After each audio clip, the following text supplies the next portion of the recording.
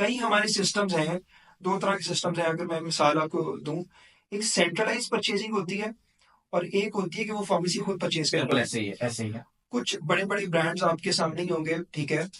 वो क्या करते हैं, उनका एक सेंट्रल वेयर हाउस है। जी। वहां पे वेयर हाउस की लाइसेंसिंग हुई हुई है फार्मासिस्ट के नाम पे। वहां पे फार्मासिस्ट प्रेजेंट है। वो फार्मासिस्ट जो होगा वो डायरेक्टली कंपनी से परचेज कर रहा है। वो medicine under the presence of a pharmacy या सुपरविजन ऑफ फार्मासिस्ट उस सेंटर या वेयर हाउस में आती है। जी। फिर ये जो फार्मेसी है, ये ऑर्डर करती है कि मुझे इतनी फलां मेडिसिन चाहिए।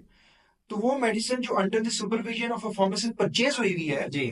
वो उस ब्रांच को चली जाती है। ठीक ये है। एक सेंट्रलाइज सिस्टम है। ठीक है। सारी मेडिसिन एक जगह आएगी और उससे फिर मुख्य ब्रांचेस को ठीक जाएगी। है। ओके। अब उसके अलावा अगर आपकी खाली एक ब्रांच है, ठीक है, तो आप उस पर डायरेक्टली ऑर्डर कर सकते हैं कि आपके पास डिस्ट्रीब्यूटर्स आते हैं, ठीक है। आप वहां पे ऑर्डर कर सकते हैं, लेकिन फार्मासिस्ट का रोल इतना ज्यादा यहाँ पे क्यों नहीं हो रहा होता और मैनेजर इसको डील कर रहा होता है या प्रोपराइटर, इसलिए क्योंकि यहाँ पे हमारी जो फार्मासिस्ट है वो भी लैक कर रहा होता है कि पहली बात वो प्रेजेंट नहीं होता। ठीक है। जैसे मैंने आपको बताया कि वो जी। एबसेंट होता है। एबसेंट कई वो जो आता है, मिसाल के तौर पर कैटेगरी रेंटिंग। उसने अपनी कैटेगरी को एक फार्मेसी को रेंट आउट कर दिया। फार्मेसी उसको 18 से 20 हजार पर मंथ पे करती है। और साथ ही साथ वो किसी इंडस्ट्री में, एक केस सिनेरियो बिल्ड कर रहा हूँ, जी बिल्कुल ऐसे। किसी इंडस्ट्री में वो जॉब करता है हम्म। और वहां पे 60-70 हजार कमा रहा है। जी। तो उसको 60-70 हजार, वो 70 और 20 हजार, ये मिला के 90 हजार की एक हैंडसम अमाउंट आ रही है। तो वो कहते हैं कि चलो मेरा काम चल रहा है, जी। ठीक है।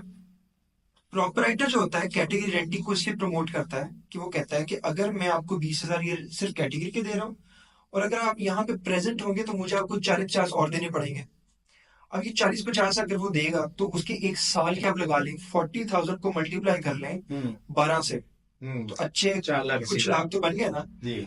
अब प्रॉपराइटर कहता है कि अगर मुझे ड्रग इंस्पेक्टर चालान कर देता है, तो चालान जब वो कर देता है, वो ड्रग कोर्ट जाता है मामला, तो उसको जुर्माना होता है। जुर्माना हो गया समझ 1 लाख, 2 लाख, 3 लाख। तो कहता है कि मुझे कम से कम वो 1, 2, 3 लाख बच तो गए ना। जी। तो मैं क्यों एक फार्मासिस्ट को रखूं, इससे बेहतर काम चलता रहे, जुर्माना हो जाएगा मैं पे कर दूंगा।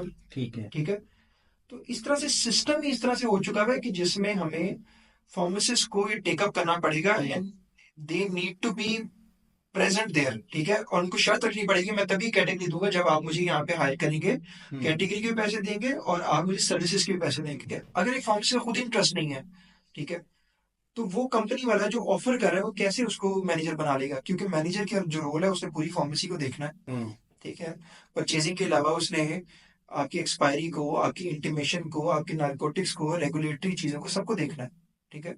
तो फार्मासिस्ट कहता है मेरा सुपरवाइजरी रोल है, मैं आऊं अपने वर्किंग आवर्स पूरे करूं और चला जाऊं। जी। जी ये बिल्कुल। चीज हमें हॉस्पिटल में देखने को मिली है। तो इसमें जो लीडरशिप रोल है वो तो फार्मेसिस्ट को लेना पड़ेगा, नहीं तो सिस्टम ऐसे ही चलता रहेगा। और एक बड़ा इंपॉर्टेंट चीज ये है, कई लोग बड़े मुश्किल से पैसे इकट्ठा करके एक बिजनेस को सेटअप करते हैं फार्मेसी के।